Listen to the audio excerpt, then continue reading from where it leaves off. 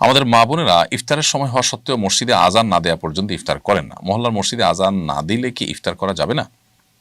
দেখুন, মহল্লার মসজিদে আজান না দিলে ইফতার করা যাবে না, ব্যাপারটা তা না। ইফতারের সম্পর্ক আজানের সাথে নয়, সূর্য ডোবার সাথে। সূর্য ডুবেছে এটা নিশ্চিত হয়ে গেলে আপনি ইফতার করে ফেলবেন। যে ইমাম সাহেব আজান দিচ্ছেন, যারা আজান শুনে আপনি ইফতার করবেন, তার আগ পর্যন্ত আগ মুহূর্তে আপনি ইফতার করবেন না।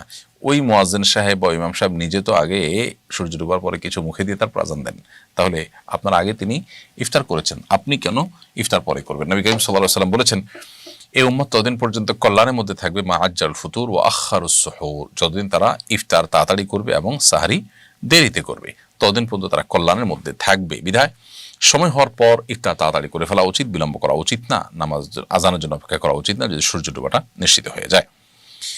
এরপর হিসাম লিখেছেন, ছোট বাচ্চাকে গোসল করিয়ে ব্যবহৃত পানি টয়লেটের কমোডে ফেললে কি বাচ্চার কোনো ক্ষতি হবে?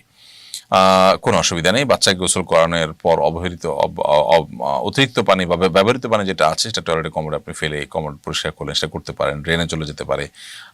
একদম কমোডে কোনো অর্থ ছাড়া, কোনো বিশেষ কোনো উপকারিতা ছাড়া জাস্ট শুধু ঢেলে দিলেন, সেটা না করে যদি আশপাশে কোনো গাছে ঢালা যায় বা কমোড পরিষ্কার করার কাজ বা টয়লেট পরিষ্কার করার কাজও করা যায়, তারপর সেটা উত্তম।